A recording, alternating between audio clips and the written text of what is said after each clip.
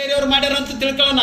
50 ವರ್ಷ ನೀವು ಮಾಡಿರಲ್ಲ, 50 ವರ್ಷದಲ್ಲಿ ನೀವೇನು ಮಾಡಿರಿ ಈಗ ಹೇಳ್ತೀರಿ ನೀವು ಏನಂತ. ಈಗ BJP ಬಂದ ಮೇಲೆ ಮೇಲ್ಜಾತಿಯವರಿಗೆ ರಿಸರ್ವೇಷನ್ ಕೊಟ್ರಿ, ಹೌದಪ್ಪ. ಈಗ ಅವರು ವೋಟರ್ಸು ಅವ್ರು ಕೊಟ್ಟರು, ಅವ್ರಿಗೆ ಓಟ್ ಹಾಕ್ಯಾರ ಅಂತೇಳಿ ಅವ್ರಿಗೆ ಭಾವನೆ ಬಂತು ಕೊಟ್ಟರು. ನಿಮ್ಗೆ 50 ವರ್ಷ ಓಟ್ ಹಾಕಿವಲ್ಲ ನಾವು, ನೀವು ಮಾಡಿದ್ದೀಯಲ್ಲ. ಹಿಂದೆ ಸೂರ್ಯ ಯಾರು ಇಂದ್ರಾಜಿ ಅವರು ಏನಂತ ಹೇಳ್ತಿದ್ರು ಅಂದ್ರೆ ಗರೀಬ್ ಹಟಾವ್. ಈಗ ಗರೀಬ್ ಹಟಾವ್ ಅಲ್ಲ, ಗರೀಬಕ್ಕೂ ಹಟಾವ್. ಸರ್ ತಮ್ಮೊಂದು ಪ್ರಶ್ನೆ ಹೇಳಿ ಸರ್.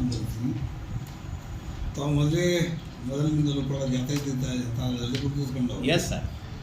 ನಮ್ಮ ಶಿರಟ್ಟಿ ಕಾನ್ಸ್ಟಿಟ್ಯೂಷನ್ SC ಕ್ಷೇತ್ರ ಆದ ಮೇಲೆ ತಾವು ಕೂಡ ಕಾಂಪೀಟ್ ಮಾಡಿದ್ದೀರಿ. ಹೌದು ಸರ್. ಇದೇ ಕ್ಷೇತ್ರದಿಂದ ತಾವು JDS ಅಭ್ಯರ್ಥಿಯಾಗಿ ನಿಂತರಿ. ಹೌದು ಸರ್. ಮುಖ್ಯವಾಗಿ ತಾವು ಅತ್ಯಂತ ಕುಮಾರಸ್ವಾಮಿ ಅವರಿಗೆ ಅತ್ಯಂತ ಒಂದು ನೆಚ್ಚಿನ ನಾಯಕರಾಗಿ ಕೂಡ ಗುರುತಿಸಿಕೊಂಡ್ರಿ. ಹೌದು ಸರ್. ಅಷ್ಟು ವರ್ಷಗಳ ಕಾಲ ಪಕ್ಷಕ್ಕೆ ಸೇವೆ ಸಲ್ಲಿಸಿ ಅವರಿಗೆ ಅತ್ಯಂತ ಆತ್ಮೀಯರಾಗಿದ್ದುಕೊಂಡು ಕೂಡ ನಾವು ಕಾಂಗ್ರೆಸ್ಗೆ ಹಾಕೋದ್ರಿ ನೀವು. ಒಂದು ವಿಷಯ, ಹೌದು ಸರ್. ಕಾಂಗ್ರೆಸ್ ಸೇರಿದ್ರಿ, ಪುನಃ ಕಾಂಗ್ರೆಸ್ಸಿಂದ ಹೊರ ಬರ್ತಕ್ಕಂಥ ಕಾರಣ ಏನದಕ್ಕೆ, ಯಾವ ಕಾರಣಕ್ಕೆ ಹೊರಬರ್ತದೆ? 1 ಸೆಕೆಂಡ್ ಸರ್, ಇದಕ್ಕೆ ನನ್ನೊಂದು ಯಾಡ್ ಮಾಡಿ ಸರ್. ಇಲ್ಲ ಮಾಡ್ತೀನಿ ಸರ್. ಇವಾಗ ನಿಮ್ಮ ಪಕ್ಷದಲ್ಲಿ ಇದ್ದೋರ ಸರ್ ಬಹುತೇಕ ನಾಯಕರು ಈಗ ಈ ಕಡೆ ಬರ್ತಾರೆ ಸರ್, ಬಂದವ್ರು CMನೂ ಆಗ್ತಾರೆ. ಅಂತ ಒಂದು ದೊಡ್ಡ ನಾಯಕರನ್ನ ಕೊಟ್ಟಂತ ಪಕ್ಷ ಸರ್ ನಮಗೆ JDS ಪಕ್ಷ. ಪದೇ ಪದೇ ಯಾಕೆ ಪಕ್ಷಾಂತರ ಆಗೋದು ಯಾಕೆ?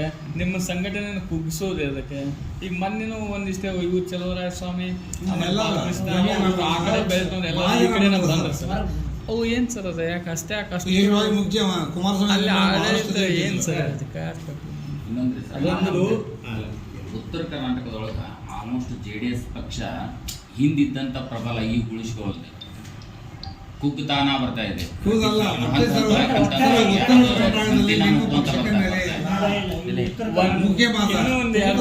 ಎಲ್ಲ ಸೇರಿಸಿ ಫಾರ್ ಎಕ್ಸಾಂಪಲ್ ನಮ್ಮ ಶಿರಟ್ಟಿ ಸರ್ ಪಟ್ಟಣ ಪಂಚಾಯತ್ 18 ವಾರ್ಡ್ನಲ್ಲಿ 17 ಸದಸ್ಯರು JDS ಬಂದಿದ್ವಿ ನಮ್ಮಲ್ಲಿ ಶಿರಟ್ಟಿಲಿ. ಇಲ್ಲಿ ಏನಾಗುತ್ತೆ ಸರ್ ಅಂದ್ರೆ ಈಗ MP ಎಲೆಕ್ಷನ್ ಬಂದಾಗ, ವಿಧಾನಸೌಧ ಎಲೆಕ್ಷನ್ ಬಂದಾಗ ಅಷ್ಟೇ ಬರೋದು ಹೋಗೋದು ಆಗ್ತೈತಿ. ನೆಕ್ಸ್ಟ್ ಫರ್ದರ್ ನಿಮ್ದು ಇದು ಇಲ್ಲ ಸರ್ ಸಂಘಟನೆ. ನೀವು ಬರಲ್ಲ ಸರ್, ನೀವು ಬರಲ್ಲ. ಈಗ ಇಲೆಕ್ಷನ್ ಬಿಫೋರ್ ಬಂದು ನಿರಂತರವಾಗಿ ಹಾಕಿರಲ್ಲ ಸರ್. ಉತ್ತರ ಕರ್ನಾಟಕದಲ್ಲಿ JDS ಅಲ್ಲಿ ಬಲಿಷ್ಠವಾದಂಥ ನಾಯಕರು ಒಬ್ಬರು ಇಲ್ಲ. ಹೇಗೆ ಕಾರಣ, ಯಾಕಿಲ್ಲ? ಹೀಗಾಗಿ ಉತ್ತರ ಕರ್ನಾಟಕದಲ್ಲಿ ನಿಮ್ಮ ಒಂದು ಪಕ್ಷ ನೆಲೆಕತ್ತಾ ಇದೆ. ಇಷ್ಟೊಂದು ಜನಪ್ರಿಯತೆ ಕಾರ್ಯಕ್ರಮ ಕೊಟ್ಟಂತ ಪಕ್ಷ ಸರ್, ಹೌದಲ್ಲ? ಈಗ ಅದನ್ನ ನೀವು ಹೇಳಿದಂಗೆ ಜನರಲ್ಲಿ ಅವೇರ್ನೆಸ್ ಮೂಡಿಸುವಂತ ಕಾರ್ಯಕ್ರಮ. ಕುಮಾರಸ್ವಾಮಿ ಅವರು ಉತ್ತರ ಕರ್ನಾಟಕ ಯಾಕೆ ಅಷ್ಟು ಬಳಸ್ಕೊಳ್ರು? ಯಾಕೆ ಕಾರಣ ಕೊಡೋರು? ಇಲ್ಲಿ ಪಕ್ಷದ ಯಾಕೆ ಬಳಸೋಲ್ರು ಅವರು? ಪಕ್ಷ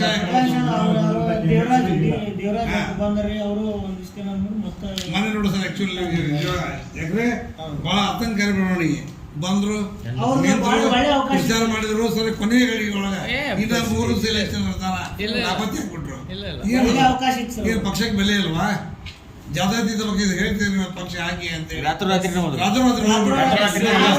ಪಕ್ಷದ ಬೆಲೆ ಇಲ್ರಿ. ಆ ಜಾತ್ಯತೀತ ಪಕ್ಷಕ್ಕೆ ಒಂದು ಬೆಲೆ ಇಲ್ಲೋ ಅಥವಾ ಇಲ್ಲೂ ಇಲ್ಲೋ, ನಿಲ್ತಕ್ಕಂಥ ಅವಶ್ಯಕತೆ ಇತ್ತು. ನಮ್ಮಲ್ಲಿ ಸಂಘಟನೆ 11ನೇ ತಾಸನೇ ಬಿಟ್ರು ಅವರು. ಯಾವ ನಾವು ಇವತ್ತು ಅವ್ರು ಫೋನ್ ಮಾಡಿದ್ರೆ ಫೋನ್ ತೆಗ್ದು ಮುಂದೆ ಇಂಥವ್ರ ನಾಯಕರ ಗತಿ ಏನಾಗ್ಬೇಕ್ರಿ? ಪಾಪ ಅವ್ರು ನಂಬ್ಕೊಂಡು ಪ್ರಚಾರ ಮಾಡಿದ್ರು, ನಮ್ಮ ಪ್ರಚಾರ ಮಾಡಿದ್ರು. ಎಲ್ಲ ಹೋದ್ರಿ JDS ಅಭ್ಯರ್ಥಿ ಅಂತ ಕೇಳ್ತಾರ? ಇಲ್ಲ. ಏನದ್ರ ಅರ್ಥ? ಮತ್ತೆ ಜನರಿಗೆ ಪಕ್ಷ ನಮ್ಮಂದ್ರೆ ಯಾವ ರೀತಿ ನಂಬ್ತಾರ, ಯಾಕೆ ನಂಬ್ತಾರ? ಉತ್ತರ ಕೊಡಿ ಸರ್, ನೋಡೋಣ. ಅದಕ್ಕೆ ಆಯ್ತು ಸರ್. ಮತ್ತೇನು ಕೇಳೋದಾರೆ ಕೇಳಿ. ಇಲ್ಲ ವಾಸ್ತವಿಕ ಹೇಳಿದೀವಿ. ಉದ್ದೇಶ ಏನಂದ್ರೆ ಅದು ಕೂಡ ಬೇರೆಯವರಲ್ಲ, ನಮ್ಮವರು, ನಮ್ಮ ಕ್ಷೇತ್ರದವರು. ಕೇಳಬೇಕು ಸರ್, ಕೇಳಬೇಕು ಸರ್. ನಿಮ್ಮನ್ನ ಕೇಳೋದಿಲ್ಲ ಅಂತ ಕೇಳಬಾರ್ದು ಅಂತ ಹೇಳಂಗಿಲ್ಲ ಸರ್. ಹೇಳಿ ಸರ್ ಅಂತ ಹೇಳಿದ್ರೆ ಆಮೇಲೆ ಸರ್ ಪುನಃ ಅವಾಗ ನಿಂತ್ರಿ, ನೀವು ಒಳ್ಳೆ ಪ್ರಚಾರ ಮಾಡಿದ್ರಿ, ಇರ್ಲಿ ಮಾಡ್ತಾನೆ ಅಪ್ಕೊಂಡ್ರಿ, ನಿಮ್ಗೆ ಮತ ಹಾಕಿದ್ರು. ತಿರುಗಿ ಆಮೇಲೆ ನೀವು ಸೋದಿದ ಕಾರಣ ಹೋದ್ರೆ ಪುನಃ ಇಲ್ಲಿ ಮುಖ ಮಾಡಿ ಬರ್ಬೇಕು. ನೀವು ಬರ್ಲಿ, ಬೇಜಾರಾಗ್ಬಿಡ್ತದೆ.